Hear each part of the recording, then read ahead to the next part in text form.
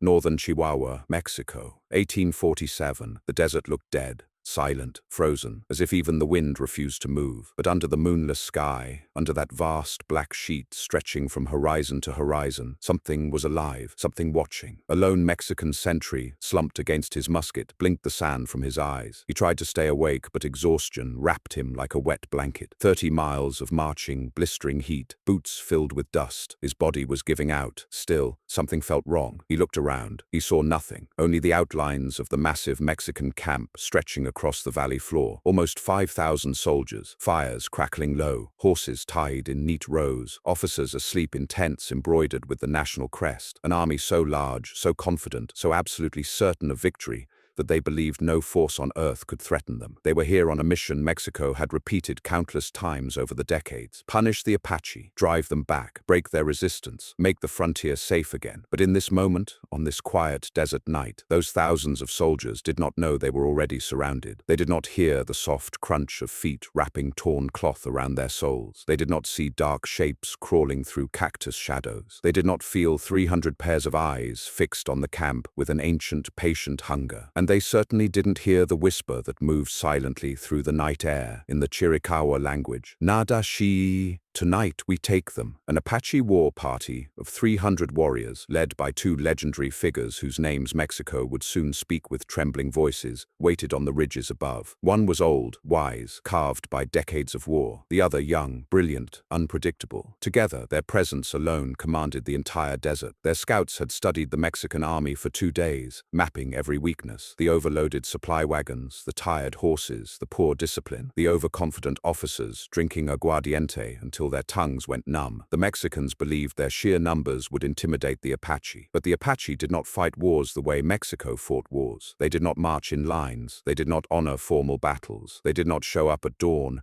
and politely wait for musket volleys. No, the Apache waited for darkness. They waited for fear. They waited for men to fall asleep thinking they were safe. The desert breeds a different kind of warrior, a patient one, a ruthless one, a silent one. Major General Manuel de la Peña, commander of the expedition, believed he had finally cornered the Apache. His scouts claimed the band was small, no more than a few dozen families, a perfect target for a decisive, humiliating raid. In his mind, this would be the operation that earned him a governorship, but the general made a mistake so colossal it would haunt Mexico for years. He thought the Apache ran from armies. He didn't understand the truth. The Apache did not fear armies, they hunted them. At 2:11 a.m., the moon disappeared behind clouds thick as iron. The world went black. This was the moment the war chiefs had been waiting for. A single Apache warrior, hidden behind a boulder, struck 2 pieces of quartz together. They flashed, just for an instant, like a star being born. 300 warriors saw it. 300 hearts tightened. 300 hands found their weapons. Bows, lances, short rifles, war clubs painted with thunder symbols. No sound, no roar, no battle cry, just movement, silent. Perfect, terrifying movement. The same Mexican sentry who felt something wrong lifted his head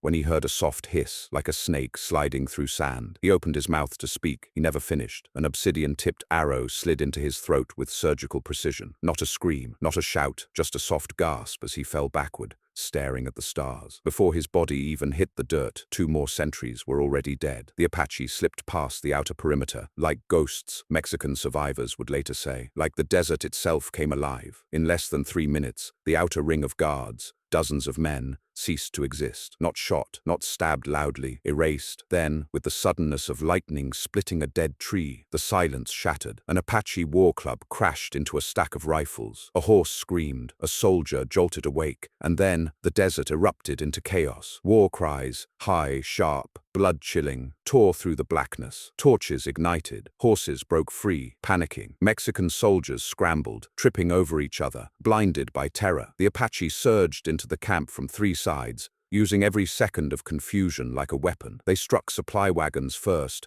hacking them open, ripping gunpowder barrels apart with practiced efficiency. Within minutes, fire spread through the Mexican camp like a living creature. Flames roared upward, smoke spiraled into the heavens, shadows danced wildly across the sand. And in that hellish glow, the Apache became something the Mexicans had never faced before, a hurricane of precision and fury. 5,000 men should have been unstoppable. 5,000 should have been able to crush 300. But nothing in this world destroys a large army faster than panic darkness. darkness, and the absolute belief that death is already beside you. The Mexicans fired blindly into the night, hitting their own comrades. Officers screamed orders no one heard. Soldiers fled into the desert, straight into hidden Apache lines. Every path out became a trap. Every direction led to an ambush. Every second in the dark felt like a lifetime. Survivors later said, "We felt hunted. We felt small. We felt like children lost in a nightmare." One soldier swore he saw warriors appear and vanish between the flames as if they were made of smoke. This wasn't just vengeance, wasn't just defense. It was a message carved into the desert floor with blood and fire. We choose when the war begins, we choose when it ends, and you will never break us. The tactical brilliance behind the attack was astonishing. The Apache hit supply lines first, not soldiers, destroyed ammunition before killing officers, cut off horses before targeting command tents. They weren't fighting to kill 5,000 men, they were fighting to break 5,000 men, and by the time the sun approached the horizon, the battle was already over. As the eastern sky began to pale, the last pockets of Mexican resistance collapsed. The camp, once a proud, well-armed force, looked like a graveyard. Bodies, burned tents, shattered rifles, the scorched skeletons of wagons, horses running free into the desert. 5,000 soldiers became a broken, bleeding shadow of an army. And the Apache, they withdrew with the sunrise, not rushed, not afraid, not chased, walking calmly, silently, disappearing into the mountains, as if the night itself had swallowed them whole. Before we continue the night of the great Apache victory, we need to step back, far back,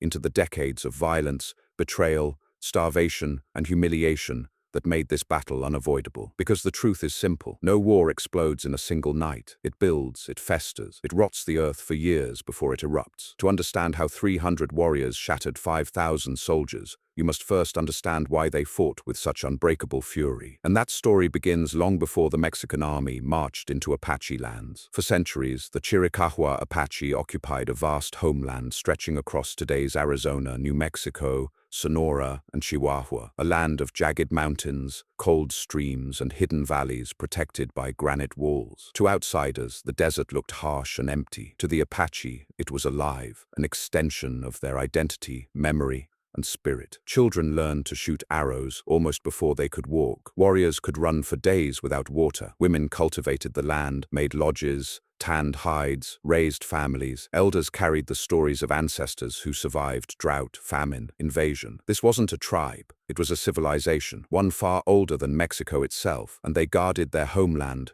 with a ferocity the Spanish never fully understood. When the Spanish arrived in the 1500s, they misread the Apache completely. They saw nomads, not strategists. They saw raiders, not guardians. They saw savages, not a people trained from childhood to survive the most unforgiving terrain in North America. And so the Spanish tried what colonizers always tried. They built missions, claimed the land, took children, enforced labor, and raised their flags on land, not theirs, but the Apache were not like other nations the Spanish had faced. They refused conversions, refused submission, refused to be ruled, so the Spanish turned to brutality. Between 1600 and 1821, Spain launched dozens of campaigns to pacify the Apache, but nothing worked. Every mountain trail Spain patrolled, every fort they built, every treaty they wrote, was eventually drowned in blood. The Apache perfected lightning warfare. Hit, vanish, hit again. They struck horse herds, mines, convoys, and isolated presidios, never staying long enough for Spain to retaliate. At their peak, Apache raids reached as far as Durango, Zacatecas, and even the outskirts of Mexico City. The Spanish were stunned, terrified, and eventually exhausted. By the early 1800s, Spain was begging for peace, but peace with the Apache came with a price. In a moment that stunned many, the Spanish crown agreed to pay the Apache in beef, corn, flour, blankets, tobacco in exchange for peace. This wasn't charity, this was survival. The Spanish realized something profound. It is cheaper to feed the Apache than to fight them. For decades, this uneasy peace held, and during that time, the Apache flourished. Children grew healthy, families expanded, warriors took Spanish horses and made them their own, creating some of the greatest riders the world has ever seen. The mountains were alive with celebration and movement, but then everything collapsed. In 1821, Spain withdrew from the Americas. Mexico was born, and one of its earliest decisions was catastrophic. The new Mexican government ended the Apache ration treaties, cut them off completely, instantly. No more food, no more blankets, no more agreements, no more Spanish diplomacy. The Apache suddenly faced starvation. Old alliances collapsed. Children began to die. Entire families burned through their stored food and watched winter creep closer. The Apache went to Mexican officials to renegotiate. Mexico responded with arrests, forced labor hostilities, and threats. And then they made the greatest mistake of all. They allowed Mexican states to put prices on Apache scalps. Chihuahua and Sonora, desperate and terrified, authorized payments for Apache heads. A man, woman, or child, it didn't matter. A severed scalp was worth money. There are records of innocent indigenous groups, Opata, Yaqui, Pima, being murdered by bounty hunters who falsely claimed they were Apache. The Apache saw this as a betrayal worse than any war, a dishonor, a violation of the sacred rules of conflict, a declaration that Mexico wanted their extermination, not negotiation. And so the Apache chose the only response they considered honorable: total war. During these years of blood, two leaders emerged whose names would become legend. Tall, calm, a voice like steady thunder, a strategist whose mind moved like a mountain storm, slow, powerful, unstoppable, red sleeves, massive, intimidating, charismatic, a war chief whose presence could silence an entire camp. Together they united bands that rarely cooperated. Choconen, Bedonkohe, Nedane, Warm Springs, Apache. Under their leadership, the Apache became more than warriors. They became a coalition with a singular purpose: break the Mexican will, punish every attack tenfold, never allow the enemy to sleep peacefully, and reclaim the balance shattered by broken treaties. This was not blind rage. This was calculated retribution spanning decades. Mexico, already weakened by internal conflicts, banditry, and the looming threat of the United States, struggled to maintain control of its northern frontier. Entire northern towns lived in fear. Roads were abandoned. Trade collapsed. Families moved south to escape Apache raids. Mexico responded with more troops, more bounties, more brutality. But no matter how many soldiers they sent, the mountains conquered them, every single time. In the early 1840s, Chihuahua's governor, overwhelmed by losses, approved one of the most vicious bounty expansions in history: a man's scalp, 100 pesos, a woman's scalp, 50 pesos, a child's scalp, 25 pesos. To the Apache, killing women and children was not just war, it was unforgivable. And when Mexican bounty hunters slaughtered a peaceful Apache camp near Galeana, the survivors delivered a message to Cochise and Mangas Coloradas. They killed everyone, even the babies. That's when the war changed. That's when the fire reached the breaking point. That's when the Apache swore an oath that echoed through every canyon. For every one of ours, 10 of theirs. The Mexican general, who would later lead 5,000 soldiers into the desert, knew none of this. He knew Mexico's politics. He knew Mexico's strategies. He knew Mexico's pride. But he didn't know the weight of that oath. He did not understand that his army was marching into a storm built from a century of betrayal. Before the night attack, Cochise and Mangas Coloradas held a council deep in the Sierra Madre. A massive fire burned in the center. Warriors sat in a circle, faces painted, weapons blessed, spirits sharpened like knives. Mangas Coloradas spoke first, not loudly, not with fury, but with a quiet, patient certainty that traveled through every heart.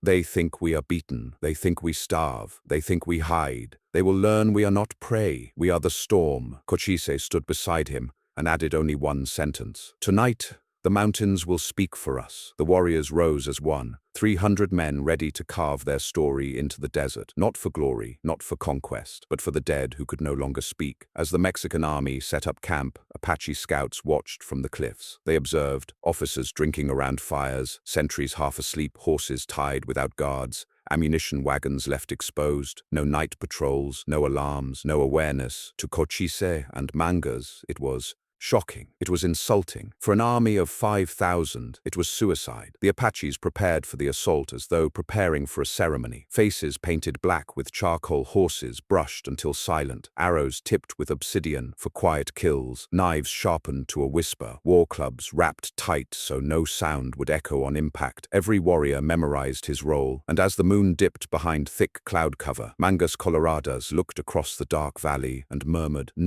we now loop back to the night where our story began. The signal flash, the silent approach, the sudden explosion of movement. You now understand the rage behind their arrows, the purpose behind their strategy, the centuries carried in every swing of every club. This wasn't a battle. This was the violent conclusion of a long, painful journey. Generations of betrayal collapsing into one night of perfect coordination. And as the Mexican camp burned, as thousands fled into the darkness, as the desert lit up in a storm of fire and screams, One thing became clear. This was never about numbers. This was about will. The Apache had come to reclaim the balance, and balance always demands a sacrifice. Before we continue, I want you to breathe for a moment, because what happens next, what happened after the first hour of chaos, after the first wave of fire and screams, after the first collapse of order in the Mexican camp, is one of the most brutal and astonishing episodes in frontier history. This is the part the Mexican government tried to bury, the part early American frontier writers whispered about, the part elders among the Apache spoke of with both pride and grief. This is the part where 300 warriors did the impossible. This is where the desert itself chose a side. As fires spread across the valley floor, the Apache chiefs signaled the second phase of the assault. If the first wave was silent death, arrows in the dark, knives in throats, guards cut down before they could speak, the second wave was pure violence. A storm breaking open, a roar that made the very sand tremble. Apache warriors charged through the burning rows of tents in tight, coordinated groups of 10 to 12. Not random, not reckless. Each group had a purpose. Group A, destroy ammunition and gunpowder. Group B, stampede horses and mules. Group C, kill officers and commanders. Group D, block escape routes. Group E, ambush stragglers running into the desert. It was a masterpiece of tactical organization. This was not a chaotic raid. This was a precision strike designed to dismantle an army from the inside out. Inside his large canvas command tent,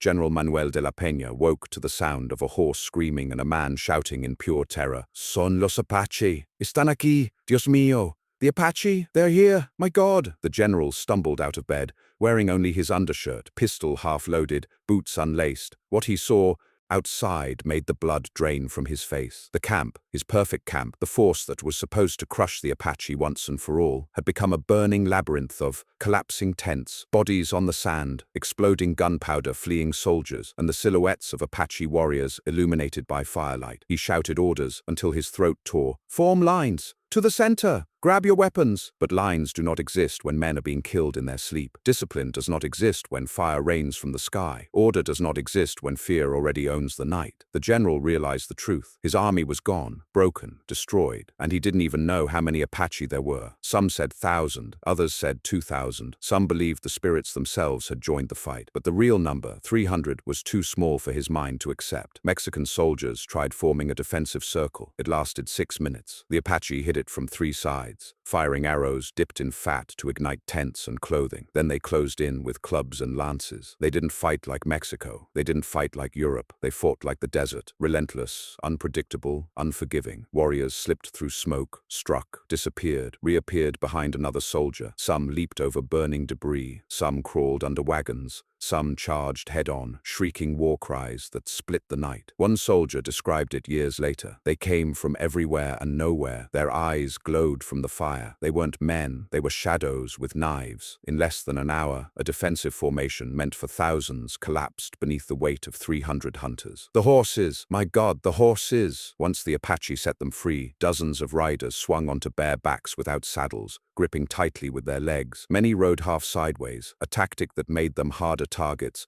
and let them shoot under the horse's neck while moving at full speed. You cannot imagine the terror this created for soldiers already in panic. Picture it, men running through smoke, blinded and coughing, and suddenly a horse bursts through the haze, an Apache warrior hanging off the side, firing from underneath the animal's chin, arrow passing so close you could feel the wind of it. Mexican cavalry attempted to mount, but their horses were already fleeing or screaming or trampling men on the ground. The Apache used this moment perfectly. They rode the perimeter, destroying the outer ranks, severing escape routes, and circling the wounded like wolves. No mercy, no hesitation. This was the night they had waited decades for. General de la Peña rallied roughly 200 men, his last intact unit. They formed a tight square around the command tent, firing outward into the darkness. It was one of the few moments of discipline the Mexican army showed that night, but the Apache had planned for this. 2 warriors climbed into a nearby ravine and circled behind the tent. Others crawled through shadows, shields made of rawhide protecting them from musket fire. And then, in one coordinated strike, they hit the rear of the command formation. The Mexican square shattered instantly. Officers fell. Standard bearers dropped the colors. The general himself was pulled from his horse when an Apache lance tore through the animal's shoulder. He rolled onto the sand, firing blindly with his pistol. A warrior approached him. The general managed one final shot. It missed. The Apache raised a war club, decorated with beads and eagle feathers, and in that moment the general understood the scale of his mistake. He had marched into a war he didn't understand, against a people he didn't study, in terrain he didn't respect. The club came down. The Apache faded back into the smoke. By 4:30 a.m. the Mexican army was no longer an army. 5,000 men had come into the valley. Less than 700 remained able to fight. Those last few hundred gathered near the supply wagons. Trembling, exhausted, terrified, they clung to each other like men stranded in an ocean. Some prayed, some cried, some simply stared into the fire, numb. The Apache observed them from the ridges. They did not rush in, they did not charge, they waited. Patience is the desert's greatest weapon. As the minutes passed, the remaining Mexicans realized something horrifying. They were surrounded, completely, perfectly, with no path out. The Apache were not attacking because they didn't need to. They watched as fear did the work for them. Some Mexicans fled into the dark. They were hunted. Some tried to hide under wagons. They were dragged out. Some ran for the riverbed. They never made it. The last 100 men broke apart like dry branches, and the battle ended not with a final clash, but with silence. A silence so complete it felt holy. When the sun rose, it revealed the scale of devastation. The camp that had stretched across the valley now looked like a burial ground. Smoke drifted upward in thin, dying streams. Ash fell softly, like dark snow. The bodies of soldiers lay scattered between torn tents and broken wagons. Apaches moved quietly among the destruction, gathering weapons, food, horses, everything needed for the next months of survival. But one thing stood out, one detail that echoed for generations. Not a single Apache warrior had been captured. Not a single Apache body was found in the camp. Some were wounded, yes. A few died in the desert later, but none fell into Mexican hands. It was as if the earth swallowed their dead to keep the victory pure. Before departing, Mangas Coloradas ordered his warriors to leave a sign at the center of the camp, a warning, a declaration, a truth carved into the sand. They arranged broken Mexican rifles into a circle. Inside the circle they placed a stone. On the stone they left a single Apache arrow pointing north. The meaning was simple. Come again, and we will meet you here. It was not a threat, it was a promise. The news of the massacre stunned the entire country. Chihuahua officials panicked. Sonora ordered emergency defenses. New Mexico, Texas, and Arizona all heard whispers of the impossible defeat. Some reports claimed 500 Apaches, others claimed 500. Many said demons fought alongside them. The truth, 300 warriors defeating 5,000 soldiers, was so unbelievable that newspapers refused to print it. But word spread anyway, and with it, fear. Mexico understood something that night. They could not conquer the Apache. They could only negotiate with them. And so, reluctantly, gradually, quietly, they tried. Unlike Mexico and the United States, the Apache did not celebrate battles with parades or ceremonies. Victory meant very little when your family still faced hunger, when your elders were still dying, when the next war was already on the horizon. The warriors rode home in silence. The women met them with relief, but also fear. Fear that this victory would bring retaliation. Cochise and Mangas Coloradas both knew the truth. This night would be remembered, but it would not end the conflict. It would only deepen it, because governments never forget humiliation, and armies never forget defeat. For decades, the story of the 300 Apache warriors lived in the borderlands as myth, rumor, or whispered warning. But among the Apache, it became something else, a lesson, a memory, a testament to the truth that numbers mean nothing without spirit. And the Mexican soldiers who survived, those few broken remnants who ran south and lived long enough to speak, told the same story again and again. We were not defeated by men, we were defeated by the land. The land belonged to them. This night became part of a larger legacy that would shape the region for decades. It influenced future military strategies, negotiations, terror along the frontier, and the rise of leaders like Geronimo decades later. But more importantly, it became proof that a people fighting for survival can achieve the impossible. 300 men did not defeat 5,000, not alone. They fought with the mountains, the wind, the night, the silence, the memory of their murdered families, and the spirit of generations who lived and died defending the same land. They fought with everything they were, everything they loved, and everything they remembered. And for one night, just one, the desert itself rose with them.